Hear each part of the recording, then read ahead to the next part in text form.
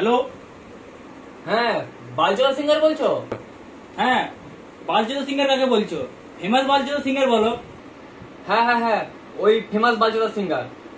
আর বলছি আমাদের দোকানে একটা পার্টি আছে, ঠিক আছে? আমাদের দোকানে সবাই তোমার একবারে গাঁড় ফাটা ফ্যান।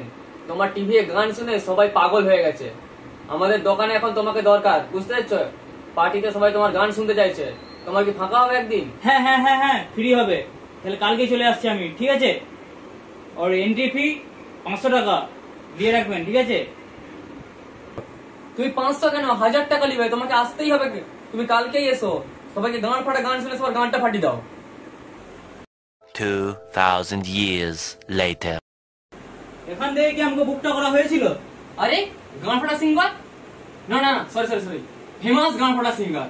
আসো আসো আসো আসো, এই যে তোমার জন্য আমাদের শিষ্য মালা তৈরি করে রেখেছে, মালা পরাবে তোমাকে।